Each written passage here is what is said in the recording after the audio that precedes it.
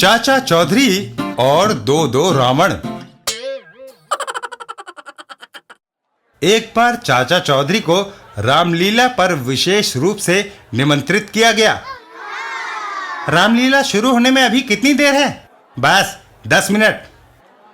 तभी इंस्पेक्टर चुस्तराम दाखिल हुआ। पुलिस का रामलीला में क्या काम? डाकू गोबर सिंह जेल तोड़कर भाग गया है, उसी की तलाश में था। सोचा बैठकर थोड़ी रामलीला ही देख लूं। तभी पर्दा खुलता है और रावण का प्रवेश होता है। देखो, रावण के सिर्फ 5 सिर, बाकी 5 कहाँ गए? दूसरी तरफ से एक और रावण का प्रवेश। तुम कौन? तुम कौन? 5 सिर वाले 2 रावण। मैं रावण हूँ, मैं भी रावण हूँ। तू नकली है, नकली तू अपने 5 सिर मेरे हवाले कर दे, नहीं तो मैं मार मार कर तेरा भुर्ता बना दूंगा। कमाल है। अरे रावण रावण से लड़ रहा है। ऐसे रामलीला पहले कभी नहीं देखी। तभी सन ऑफ एयर हनुमान का प्रवेश। लड़ो नहीं, अभी फैसला हुआ जाता है असली नकली का। वह चाचा चौधरी की ओर मुखातिब होता है।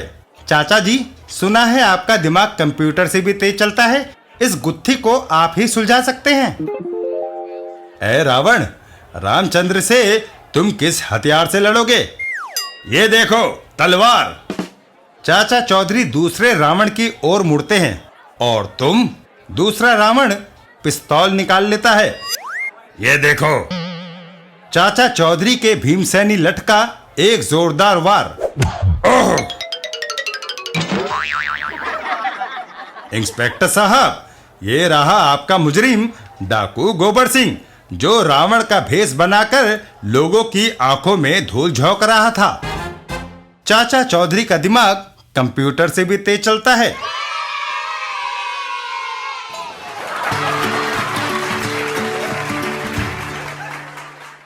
चाचा चौधरी और संपत चंपत। एक दिन सुबह सुबह चाचा चौधरी उठकर बैठे ही थे कि संपत चंपत आते दिखाई दे। संपत, वो देखो, चाचा चौधरी बैठा है, आओ उसके पास चलें, शायद वही हमारी बीमारी का इलाज बताए। चाचा जी, हमें बचाओ, हमारी बीमारी का कोई इलाज करो, नहीं तो हम मर जाएंगे। मगर चंपत संपत, तुम्हारी बीमारी का भी तो कुछ पता चले। हमारे दिमाग के कुछ पेज ढीले हो गए हैं और अब हमें कुछ याद नहीं रहता। हम हर बात को जल्दी ही भूल जाते हैं। लोग हमें भुलक्कड़ कहकर हमारा मजाक उड़ाते हैं। ये कोई बीमारी नहीं है, तुम एक बात को दोहराते रहो, वह तुम्हें याद हो जाएगी, फिर कोई तुम्हें भुलक्कड़ नहीं कहेगा। यह लो चिट्ठी, जाकर लेटर बॉक्स में डाल आओ, मगर याद करके दोहराते रहना। तुम बाजार तो जा ही रहे हो, इस थैले में सब्जी लेते आना। चाची, सब्जी लानी है और चिट्ठी डालनी है, सब्जी लानी है और चिट्ठी डालनी है। वाह, चाचा चौधरी ने भुलक्कड़पन दूर करने का अच्छा तरीका बताया। ला भाई, सब्जी इस थैले में डाल दे। चलो, एक काम तो हुआ। आओ, अब चिट्ठी इस लेटर बॉक्स में डाल दें। ये गई चिट्ठी लेटर बॉक्स में। चंपत भाई, आओ, अब वापस चलें। हम दोनों में से कोई काम नहीं भूले, हमारा भुलक्कड़पन का इलाज हो गया। चाचा चौधरी को दुनिया का सबसे ज्यादा अक्लमंद आदमी यूं ही तो नहीं कहते। चाचा जी, हम दोनों काम पूरे कराए। अच्छा, लाओ, मेरी सब्जी कहाँ है? ये लो। हैं? Letter box? मेरा थैला कहाँ है? अरे, वो तो मैं वहीं भूल गया। हा हा हा, हो। तुम भुलक्कड़ के भुलक्कड़ ही रहे। लोग तुम्हें भुलक्कड़ कहकर चिढ़ाते हैं, तो क्या हुआ, मैं तुम्हें ऐसा हुनर सिखाता हूँ जिससे लोग तुम्हारी इज्जत करने लगेंगे। चाचा चौधरी एरोड्रम पर। यह कला है आसमान से पैराशूट से कूदने की।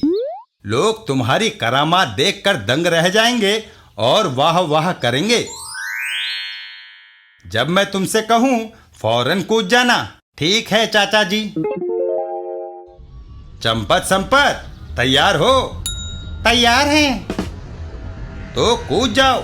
संपत चंपत हवाई जहाज से कूद लगा देते हैं।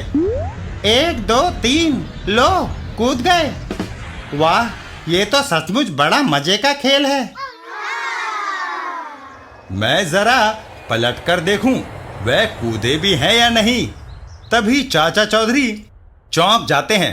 है, मैं यह क्या देख रहा हूं? चंपत और संपत। कोई यह नहीं कह सकता कि डर के मारे हम कूदे ही नहीं। लेकिन यार, लगता है हम फिर कुछ भूल गए हैं। ओह, अब याद आया, पैराशूट। कमाल है। मारे गए। बाप रे! समुद्र में गिरने से चलो जान तो बची। ये भुलक्कड़पन एक दिन हमारी जान ले लेगा। वह देखो, चाचा चौधरी हमारे इंतजार में खड़ा है। सब घर पहुंचते हैं। तुम्हारी बीमारी सचमुच गंभीर है। रतलाम में मेरा एक दोस्त नीम हकीम रहता है, उससे मैं मशवरा करके आता हूँ। ठीक है, हम आपको गाड़ी पर चढ़ाकर आते हैं। भारतीय रेल। चौधरी दौड़ो, गाड़ी छूटने ही वाली है। और थोड़ी देर में ही गाड़ी प्लेटफॉर्म को छोड़ने लगी। गाड़ी के अंदर। अरे गाड़ी रोको, बहुत भारी गलती हो गई। ए भाई, क्यों शोर मचा रहा है? तू ठीक ठाक तो गाड़ी में बैठा है, सारा सामान भी आ गया है, फिर क्या तकलीफ है तुझे? हम भूल गए कि हम गाड़ी चढ़ने नहीं, गाड़ी चढ़ाने आए थे। जिसे गाड़ी में जाना था वह तो प्लेटफॉर्म पर ही रह गया। ये सुनकर सभी लोग हंस पड़ते हैं। वाह, मैं ऑल इंडिया भुलक्कड़ एसोसिएशन का चेयरमैन हूँ। मैं एक ऐसे आदमी की तलाश में था जो भारत का सबसे बड़ा भुलक्कड़ हो। वह मुझे आज मिल गया। भारत का सबसे बड़ा भुलक्कड़ होने के नाते हमारी एसोसिएशन की तरफ से यह लो 1 लाख का चेक। तभी गाड़ी रुकी। अच्छा, मेरा तो स्टेशन आ गया। धन्यवाद। चंपत संपत मारे खुशी के लिपट जाते हैं। अरे वाह, मार दिया पापड़ वाले को। आखिर हमारा भुलक्कड़पन भी फल गया। अरे गाड़ी रुकी और चल दी, पर हम उतरना ही भूल गए। अरे अब यहाँ क्या उतरना, अब हम लखपति बन गए हैं। बम्बई चलते हैं, रेखा और जीनत से मिलकर आएंगे। तभी उनका ध्यान चेक की तरफ जाता है। लेकिन यार, गड़बड़ हो गई। लगता है चेक देने वाला खुद एक बहुत बड़ा भुलक्कड़ था। वह इस पर हस्ताक्षर करना ही भूल गया। मारे गए। Ticket checker. टिकट। अरे बाप रे, टिकट चेकर भी आ गया। आपका टिकट। टिकट तो हमारे पास नहीं है, हम भूल से गाड़ी में चढ़ गए। सब यही कहते हैं। चले आओ, अगले स्टेशन पर तुम्हें जेल के दर्शन करवाता हूँ। बुरे फंसे, ये भुलक्कड़पन ले डूबा। अब तो चाचा चौधरी ही हमें जमानत पर छुड़ा सकता है।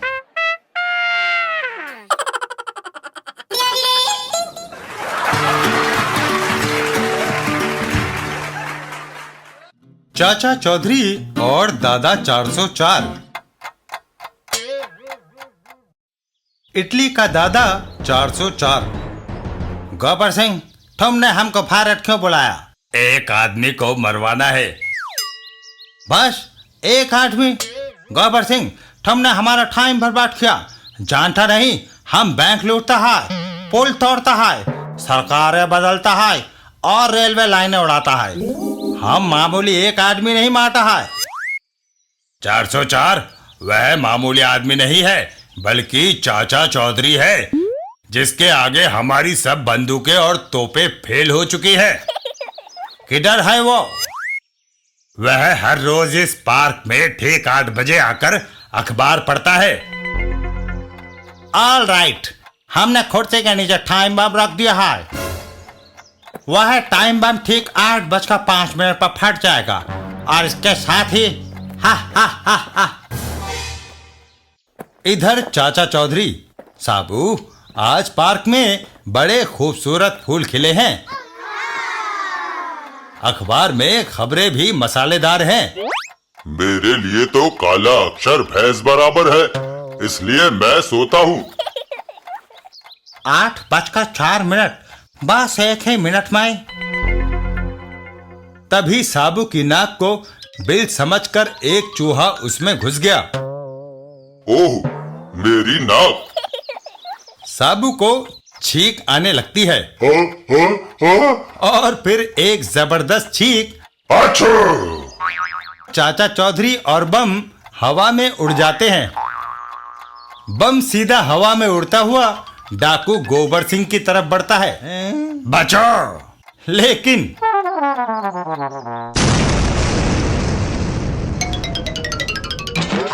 हाय हाय, हाय,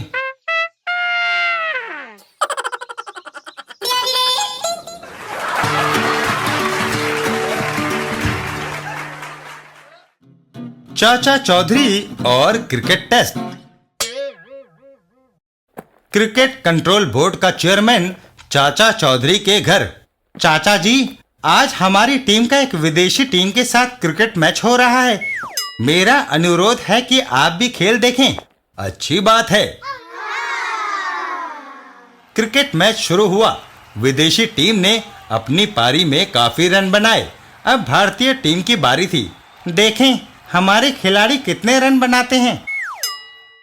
विदेशी टीम के फास्ट बॉलर ने बाउंसर फेंका, जो सीधा आकर इंडियन क्रिकेटर के सर से टकराया। ओह, मेरा सिर!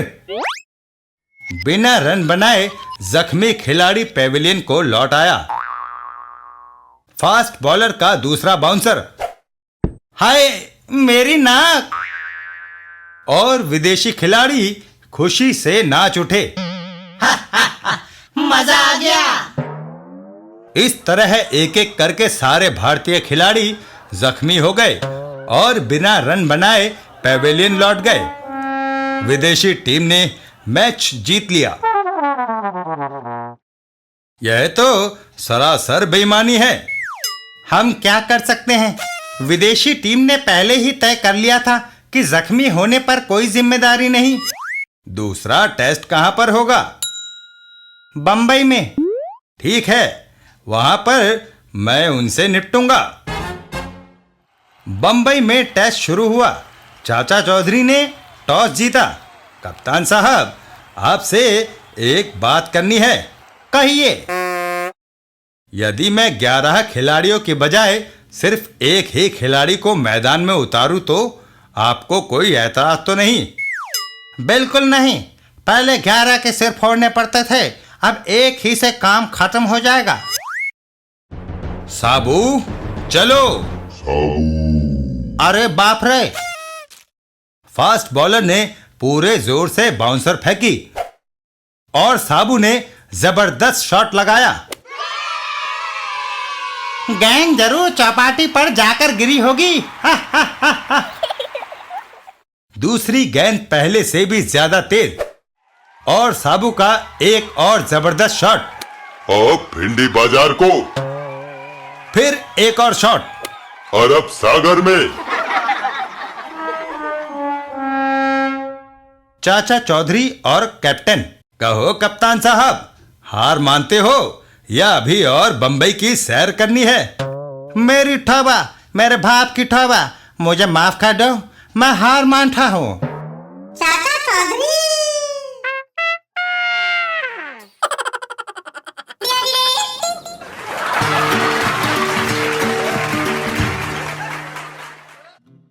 चाचा चौधरी और फुटबॉल।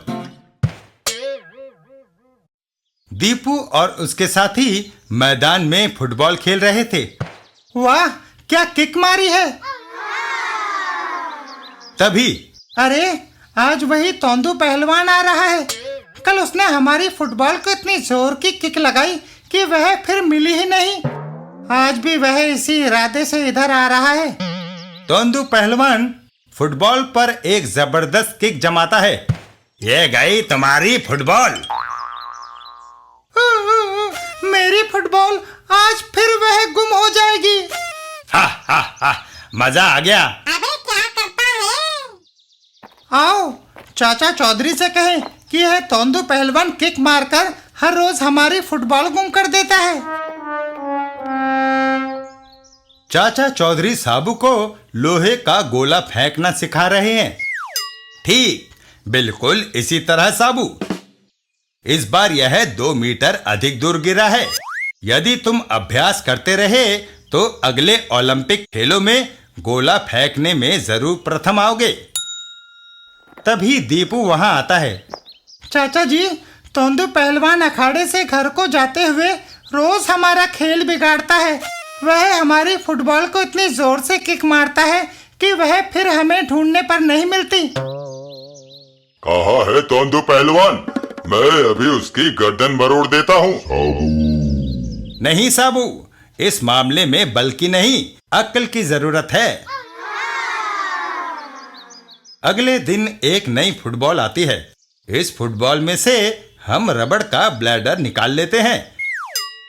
फुटबॉल को चीरकर इसके अंदर साबू का यह लोहे का ठोस गोला रख देते हैं और फिर फुटबॉल को ज्यों का त्यों सी देते हैं।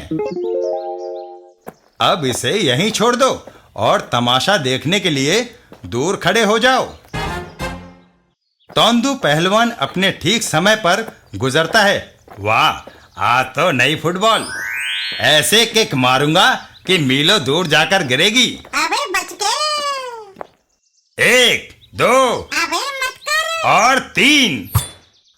उई! झल्लाकर वह दूसरे पैर से किक मारता है। ये ले कमबख्त। उई! मेरा दूसरा पैर। हाय, हड्डी टूट गई।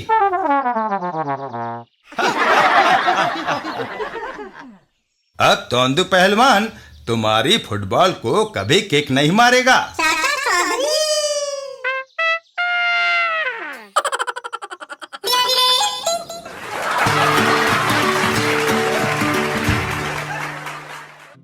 चाचा चौधरी और लाल पगड़ी। बम्पी जम्पी 2 शैतान लड़के। बम्पी, देखना आज चाचा चौधरी को मैं मजा चखाऊंगा। जम्पी, बड़े बड़े रुस्तम चाचा चौधरी को मजा नहीं चखा सके तो तू किस खेत की मूली है?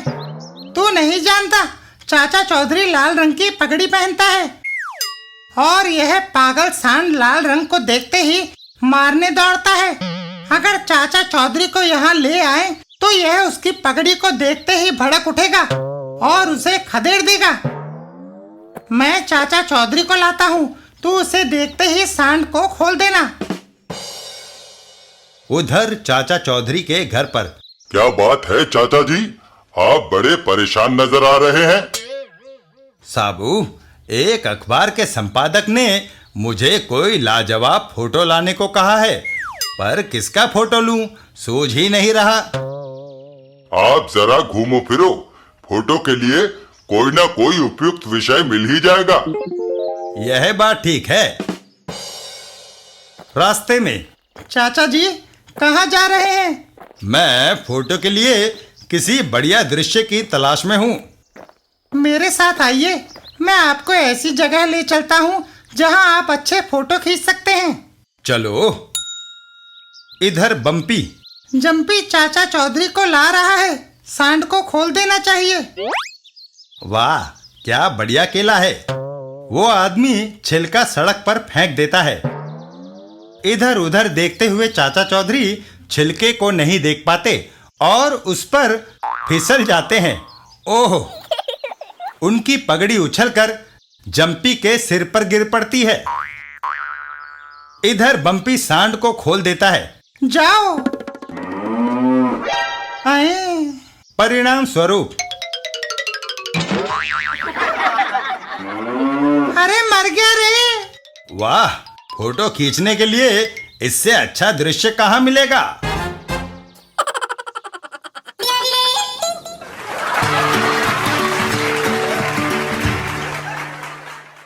चाचा चौधरी और काका बुआ की रानी। आज की सभ्यता से अलग काका बुआ नाम की बहुत दूर एक जगह है। वहां की महारानी सागुदामा एक बहुत जिद्दी औरत थी। मैं चाचा चौधरी से शादी करूंगी, हैं? उसे यहाँ लाओ। महारानी, बेहतर है कि चाचा चौधरी को यहाँ ना लाया जाए। क्यों? उसे यहाँ जरूर लाया जाएगा। मैं जिस चीज को चाहती हूँ उसे हासिल करके ही छोड़ती हूँ। और काका बुआ के सैनिकों ने चाचा चौधरी को घेर लिया। चलो, उस गुब्बारे में चुपचाप बैठ जाओ। गुब्बारा उन्हें लिए उड़ चला। अरे भाई, मुझे कहाँ ले जा रहे हो? काका बुआ, क्यों? हमारी महारानी का विचार है कि तुम्हारी बुद्धि बड़ी विलक्षण है, इसलिए वह तुमसे शादी करेंगी। महारानी सागुदामा।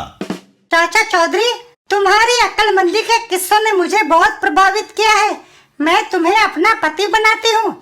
पर मेरी एक बीवी घर में बैठी है। वह मोटी औरत, उसका और मेरा क्या मुकाबला? मैं उससे कहीं अधिक सुंदर हूँ। इस मुसीबत से छुटकारा पाने के लिए कोई दूसरी तरकीब सोचनी पड़ेगी। चाचा चौधरी का दिमाग कंप्यूटर से भी तेज चलता है। लेकिन सागुदामा, ये अग्नि हम दोनों की शादी में रुकावट बनी खड़ी है। मैंने अपनी पत्नी से शादी करते समय इस अग्नि को साक्षी मानकर कहा था कि मैं उसका साथ कभी नहीं छोड़ूंगा। सागुदामा जलती हुई मोमबत्ती चाचा चौधरी के हाथ से ले लेती है। इधर लाओ ये अग्नि। और उसे पीछे उछाल देती है। यह गई तुम्हारी साक्षी। आओ, अब शादी करें। मोमबत्ती जाकर घास पर गिर पड़ती है और झोपड़े में आग लग जाती है। आग, भागो! चाचा चौधरी भी वहां से दौड़ लगा देते हैं। यही मौका है। और गुब्बारे पर सवार हो जाते हैं। चलो, मुसीबत टली। महारानी सागुदामा, मैंने तुम्हें कहा था कि उसे पकड़कर यहां मत लाओ।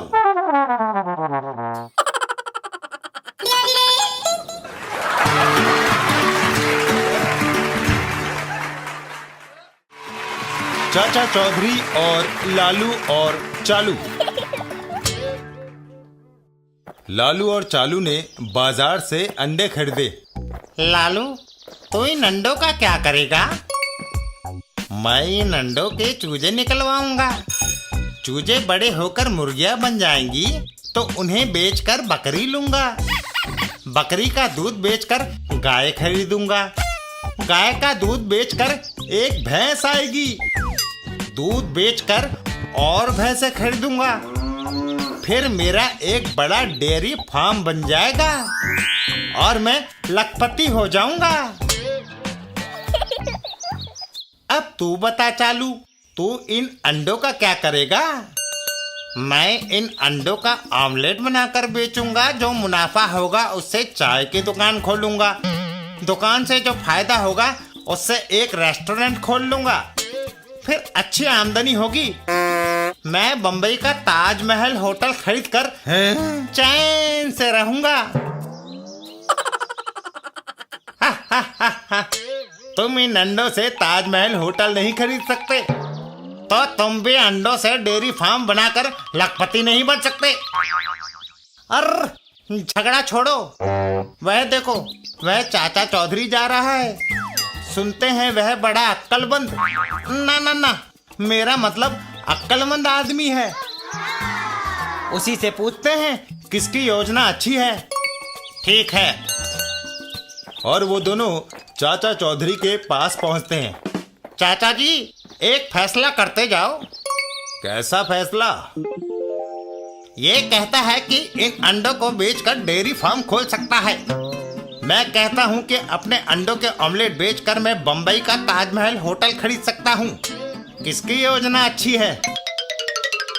चाचा चौधरी ये सुनकर हंसने लगते हैं। तुम दोनों ही बेवकूफ हो, शेख चिल्ली।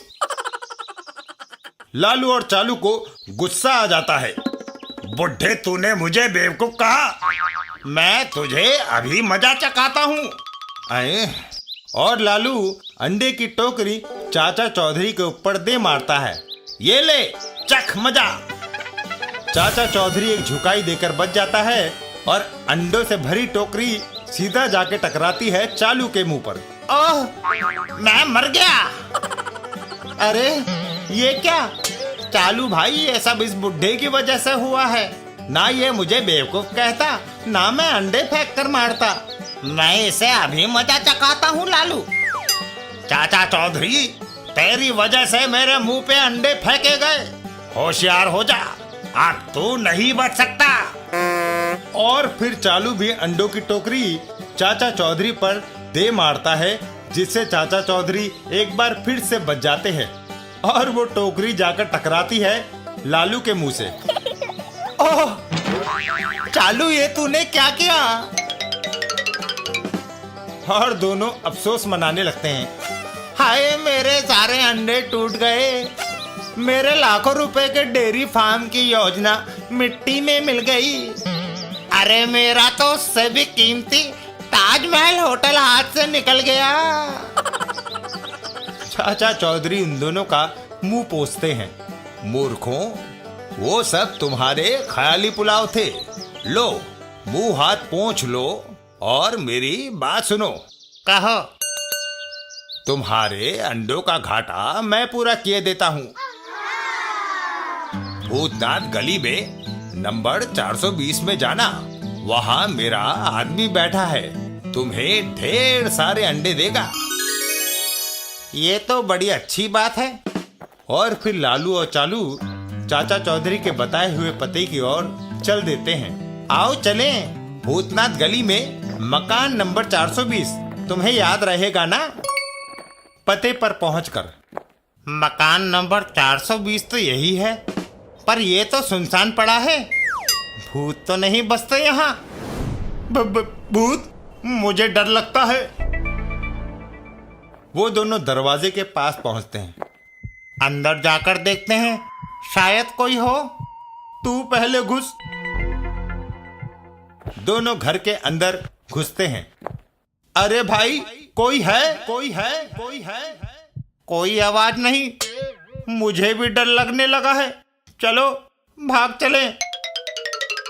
तभी लालू थोड़ी सी हिम्मत बटोरता है। अरे चालू, हमें हिम्मत से काम लेना चाहिए। हम बहादुर आदमी हैं। आखिर हमें अपने अंडे वसूल करके लखपति भी तो बनना है। तू ठीक कहता है, हम यूं ही डर रहे हैं। यहाँ ना भूत है ना भविष्य। तभी अचानक चालू के गर्दन में कुछ अटकता है। अर्र बाप रे, भूत बचाओ। और लालू हंसने लगता है। डरपोक, ये तो खिड़की में बैठा बंदर है जिसने छतरी तेरे गले में डाल दी।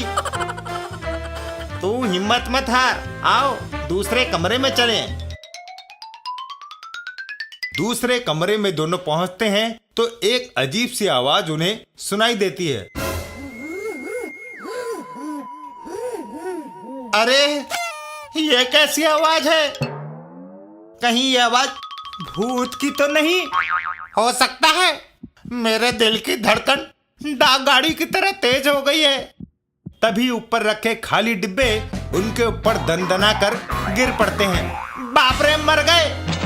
हाय, मार डाला, बचाओ। भाई चालू, अब तो मुझे पूरा यकीन हो गया है कि इस मकान में भूत बसते हैं। तभी चालू की नजर भागते हुए चूहे पर पड़ती है। ये रहा भूत। इस चूहे के भागने से नीचे की पेटी खिसक गई। संतुलन बिगड़ने से ऊपर की सारी पेटियां धड़ाधड़ नीचे आ गिरी। लेकिन चाचा चौधरी ने जिस आदमी का जिक्र किया था वो कहाँ है? चाचा चौधरी जो कुछ कहता है कभी झूठ नहीं निकलता। ये हमारी बेवकूफी थी जो हमने ऐसे आदमी की बेइज्जती की। चाचा चौधरी का आदमी जरूर यही होगा। तुम यहीं ठहरो, मैं पीछे जाकर दालान में देखता हूँ। और चालू दालान की तरफ चल देता है। पीछे के दालान में चालू ने जो देखा देखकर भौचक्का रह गया है। और चालू दौड़ता हुआ वापस लालू के पास आया। अरे चालू, क्या हो गया? तेरे चेहरे का रंग क्यों उड़ गया? कोई भूत प्रेत तो नहीं देख लिया? पर चालू की बोलती बंद थी। अरे तू बोलता क्यों नहीं? डर के मारे तेरी जबान बंद हो गई है। चालू एक और को इशारा करता है। लगता है तूने जरूर कोई भयानक चीज देखी है। आओ मेरे साथ, जरा मैं भी देखूं वो है क्या चीज। और जैसे ही लालू दालान में पहुंचता है, भूत भूत।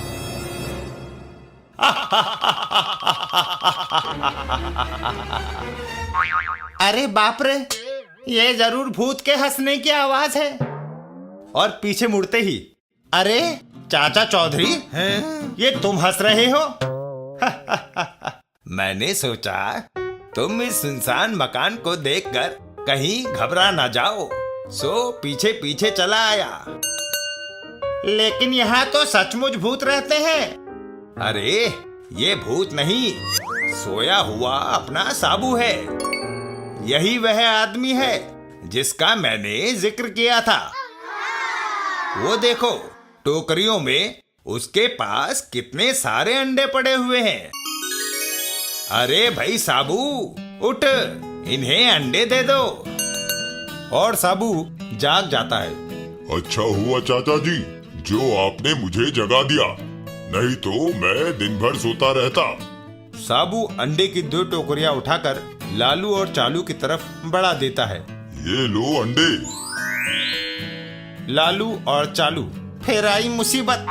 साबू ने अंडों से भरे इतने भारी टोकरी दे दिए हैं कि उठाए नहीं उठते हैं।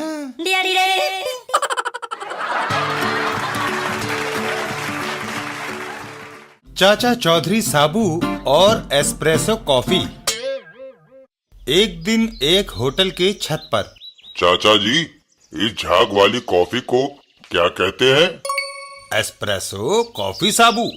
वाह, ये होटल की खुली छत और एस्प्रेसो कॉफी, मजा आ गया। थोड़ी दूरी पर, अरे झपट, देखो उस महिला ने काफी कीमती हार पहना है। हाँ, वो 10-12 हजार से कम का ना होगा। वो बदमाश उस महिला की तरफ चल देता है। तुम कार स्टार्ट करो, मैं अभी वो हार झपट कर आता हूँ। और अपनी बंदूक उसके ऊपर तान देता है। ये हार मेरे हवाले कर दो, जल्दी। कार स्टार्ट है, भागो। दोनों बदमाश कार में भाग निकलते हैं। मेरा हार ले गए, पकड़ो पकड़ो।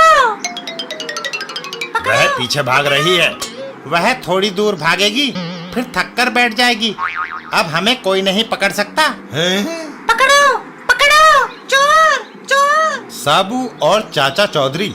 साबू, इस कार को पकड़ो, ये उस महिला को लूट कर भाग रही है। पकड़ो पकड़ो। अब हमें कोई नहीं पकड़ सकता। हा, हा, हा, हा। साबू होटल की छत से कार के ऊपर कूद जाता है। जय बजरंग बली। और कार का चूरा बन जाता है। कार का पापड़ बन गया। धन्यवाद साबू।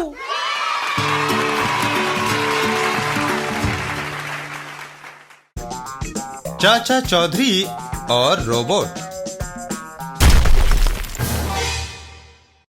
एक दिन डाकू गब्बर सिंह, मैं अपने पुराने दोस्त प्रोफेसर रॉक से बड़े अरसे से नहीं मिला। आज उसी से मिलता हूँ। पता नहीं वह सनकी आदमी उजाड़ जंगल में क्यों रहता है। प्रोफेसर रॉक के यहाँ। कहो प्रोफेसर रॉक, कैसे हो? मैं समझता था कि पता नहीं इस बार तुमसे मिलना होगा भी या नहीं। कहीं तुम इस वीरान जगह में मर ना गए हो। गोबर सिंह, मैं इतनी जल्दी इस दुनिया से नहीं जाने वाला। मगर इस उजाड़ जगह में तुम अपनी जरूरतें कैसे पूरी करते हो? ये रॉबर्ट जेड मेरे काम करता है। ये सुई में धागा डालने से लेकर हवाई जहाज उड़ाने तक के सारे काम कर सकता है। यह इस कंप्यूटर से संचालित है। देखो, मैंने आदेश का बटन दबाया। जेड, मेहमान दोस्त को चाय दो। है, यह कैसी चाय है? हमारे यहाँ सारी चीजें वैज्ञानिक तरीकों से तैयार होती है। वाह, चाय लाजवाब है। क्या तुम्हारा रोबोट जेड कुछ मारधाड़ भी कर सकता है? मैंने कहा ना, ये सब कुछ करने में समर्थ है। मैं दूसरा बटन दबाता हूँ। जेड, उस पत्थर के 2 टुकड़े करो। रॉबर्ट जेड हरकत में आता है और उस पत्थर के 2 टुकड़े हो जाते हैं। माना, तुम्हारा जेड सर्वगुण संपन्न है, मगर मैं तब मानूंगा जब यह चाचा चौधरी को मार गिराएगा। जेड किसी व्यक्ति को नाम से नहीं जानता। वह सिर्फ 2 आदमियों को जानता है, दोस्त और दुश्मन। दुश्मन का फोटो दिखाओ। दोस्त जेड, यह दुश्मन की तस्वीर है, दिमाग में बिठा लो। रॉबर्ट जेड, दुश्मन को मार गिराओ। रॉबर्ट जेड प्रयोगशाला से चल देता है। इधर चाचा चौधरी। चाचा जी, मैं नहाने नदी पर जा रहा हूँ, क्या आप भी साथ चलेंगे? साबू, किससे बात कर रहे हो? यह मूर्ति है। खिलौने बनाने वाले कारीगर संपत राय ने मेरी हमशक्ल मूर्ति बनाकर मुझे भेंट की है। तुम नदी पर जाओ, मैं घर पर ही रहूंगा। साबू नदी की ओर चल देता है। सचमुच यह मूर्ति हूबहू जिंदा आदमी जैसी लगती है। तभी रॉबर्ट जेड वहां पहुंचता है और चाचा चौधरी की मूर्ति पर एक जोरदार वार कर देता है। उधर कंप्यूटर पर। गोबर सिंह, देखो, तुम्हारा दुश्मन धराशायी पड़ा है। रॉक, जो काम बड़े सूरमा नहीं कर सके वह तुम्हारे जेड ने कर दिखाया। इधर साबू। अरे, उस टीन के खिलौने ने वह मूर्ति तोड़ डाली। अच्छा हुआ मैं अभी ज्यादा दूर नहीं गया था। साबू रॉबर्ट जेड को हाथों में उठा लेता है। मैं तुम्हें तरोड़ मरोड़ कर कूड़े में फेंक दूंगा। साबू, रोबोट बहुत ताकतवर है। इसके गियर यानी टोपी बदल दो, प्लस बाएं और माइनस दाईं तरफ कर दो। साबू वैसा ही करता है। सचमुच इसकी टोपी अलग हो जाती है। यही इसका दिमाग है और इसी से यह मिलने वाले आदेशों का पालन करता है। टोपी मैंने उलटकर दोबारा पहना दी, अब माइनस दाईं तरफ है। ठीक, अब यह आदेशों का उल्टा पालन करेगा।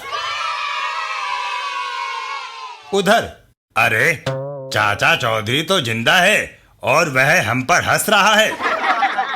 ये गलती कैसे हो गई? चाचा चौधरी। रॉबर्ट जेड वापस अपने ठिकाने की तरफ चलता है। ठिकाने पर पहुंचकर। बेवकूफ, तुम काम अधूरा छोड़ आए। अबे बच गए। जाओ, दुश्मन को मार कर आओ, नहीं तो तुम्हारे कल पुर्जे ढीले कर दूंगा। ये तो गया काम से। रॉबर्ट जेड प्रोफेसर रॉक पर वार कर देता है। आओ, भागो!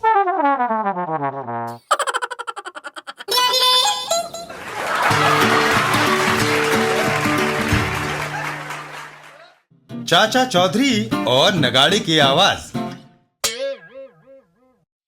एक दिन पलटू के घर के सामने। बस यहीं खड़ा कर लेना चाहिए। और वह आदमी नगाड़े को जोर जोर से पीटना शुरू कर देता है। घर के अंदर पलटू। ओह, ये क्या? अरे, इस शोर से तो मेरे कानों के पर्दे फटने लगे हैं। अभी बाहर जाकर देखता हूँ। घर के बाहर।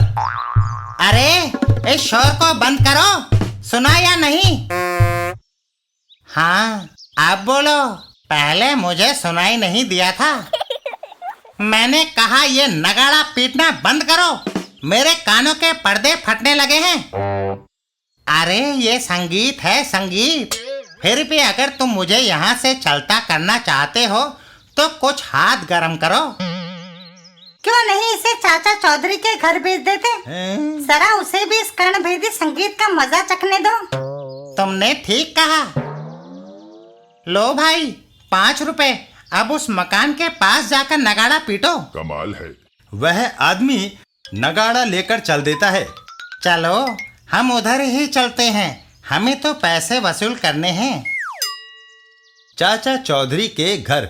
हे बड़े आराम से बैठा है, अभी आराम हराम करता हूँ। और वह नगाड़ा बजाने लगता है। अरे वह अभी भी घबराकर बाहर नहीं आया, मुझे और जोर से नगाड़ा पीटना चाहिए। वह पूरी ताकत से नगाड़ा पीटने लगता है। मर गए, नगाड़ा फट गया।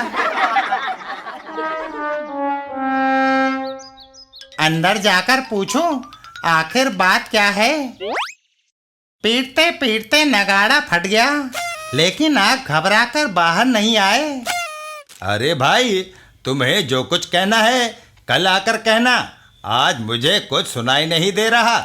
मेरी पत्नी ने आज मेरे कानों में तेल डाल रखा है।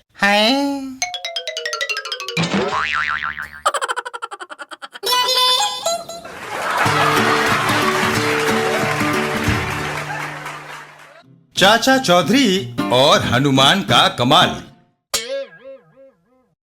एक दिन रास्ते में। चाचा चौधरी मेरी मदद करो। घाट जोकर, तुम्हें किस चीज की जरूरत है? मैं रामलीला में हनुमान का रोल करता हूँ। हर रोज लोग मेरे अभिनय को देखकर तालियां बजाते हैं और खुश होते हैं। मेरी मुश्किल तब शुरू हुई जब वह दृश्य आया जहाँ हनुमान पहाड़ उठाता है। भला बताओ, मुझ जैसा सीखिया पहलवान पहाड़ कैसे उठा सकता है? फिक्र ना करो घाट जोकर, पहाड़ उठाने का रोल साबू करेगा। साबू, तुम्हें ड्रामे में काम करने की बड़ी इच्छा थी ना? यह मुखौटा पहनो और घाट जोकर के साथ जाकर हनुमान का पार्ट अदा करो। साबू मुखौटा पहन लेता है। यह सामान तो ठीक है, पर हनुमान की गदा कहाँ है? वो बहुत भारी थी, मैं नहीं ला सका। वो तुम्हें स्टेज पर मिल जाएगी। दोनों चल देते हैं। अभी और कितना दूर है? चलते आओ। गंतव्य स्थान पर पहुंचकर। अरे घाट जोकर, तू मुझे कहाँ ले आया? यहाँ तो कोई रामलीला दिखाई नहीं देती। लंबो, ये डाकू गोबर सिंह का अड्डा है। पहले हम तुम्हारा तमाशा देखेंगे, फिर तुम्हें मारकर कुत्तों के आगे डाल देंगे। धमाका सिंह, लगा दो इसकी पूंछ में आग। और धमाका सिंह साबू की पूंछ में आग लगा देता है। अबे क्या करता है? देखो कैसा नाच रहा है। तभी साबू की पूंछ से वहीं लगे पर्दों में आग लग जाती है। ये तो गया काम से। भागो, आग! और साबू वहां से निकल आता है। घर आकर। साबू, कहाँ से आ रहे हो? चाची, लंका जलाकर।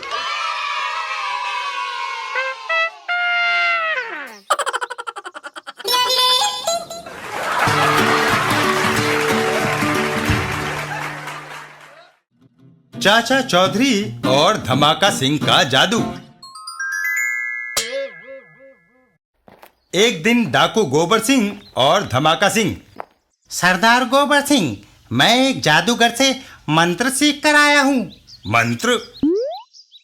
हाँ, इस मंत्र को पढ़ते ही सामने खड़ा आदमी छोटा होकर बोतल में बंद हो जाता है। मुझे यकीन नहीं होता धमाका सिंह। मैं अभी इसका प्रदर्शन करके दिखाता हूँ सरदार। भम भम। और गोबर सिंह धुएं में बदलकर बोतल के अंदर आ जाता है। कमाल है। कहो सरदार, कैसी रही? क्या मैं झूठ कहता था? अब मैं चला इन बोतलों में चाचा चौधरी और साबू को बंद करने। हमेशा के लिए उनका खतरा खत्म। अरे धमाके के बच्चे, मुझे तो बाहर निकाल। पर धमाका सिंह अपनी ही धुन में चल देता है। आप चाचा चौधरी के आखिरी दिन समझो।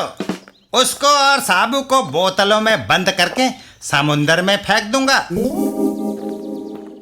चाचा चौधरी, चौधरी, साबू, तैयार हो जाओ। जादुई मंत्र द्वारा मैं तुम दोनों को बोतलों में बंद करने जा रहा हूँ। है धमाका सिंह, 1 मिनट ठहरो, मुझे उस पेड़ पर बैठी कोयल का फोटो लेने दो। धमाका सिंह उस ओर देखता है।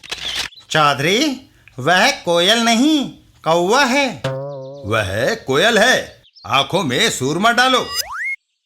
तुम क्या समझते हो? मैं अंधा हूँ? वह कौवा है। नहीं, वह कोयल है। कौवा, कोयल। कौवा। अच्छा धमाका सिंह, ज्यादा गुस्सा मत खाओ, वह कौवा है। अब अपना मंत्र पढ़ो। ओह, गुस्से में मैं मंत्र ही भूल गया। चाचा चौधरी, खम खम नहीं, जम जम नहीं, शम शम, गम गम, चम चम, नम नम, छम छम। धमाका सिंह, वापस जाओ और मंत्र सीख कर आओ। साबू, धमाका सिंह को वापस रसीद कर दो। ठम ठम, रम रम। अभी लो। साबू एक जोरदार किक धमाका सिंह को लगाता है ओह, और धमाका सिंह हवा में उड़ता हुआ डाकू गोबर सिंह के सामने जा गिरता है। आई।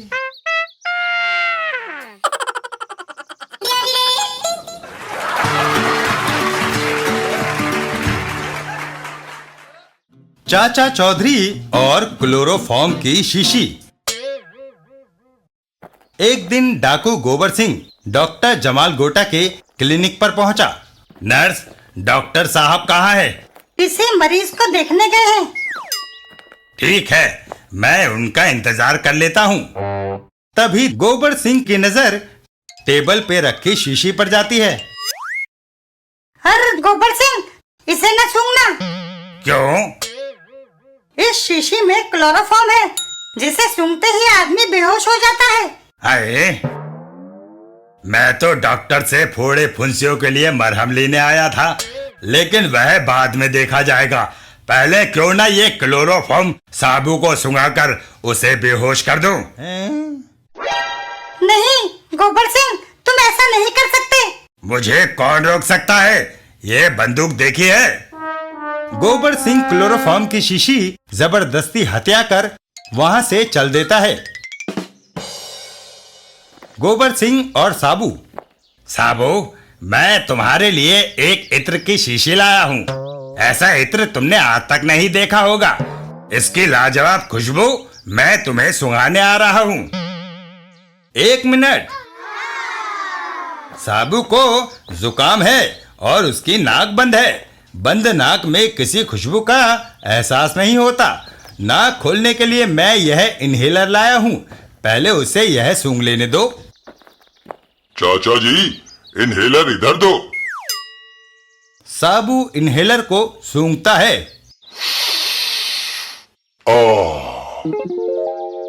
साबू, लगता है तुम्हारी बंद नाक खुल रही है। इत्र सूंघाता हूँ अब। आछू। तभी नर्स वहां दौड़ी दौड़ी आती है। चाचा जी, गोबर सिंह हमारे यहाँ से क्लोरोफॉर्म की शीशी साबू को बेहोश करने के लिए उठा लाया था। कहाँ है वह?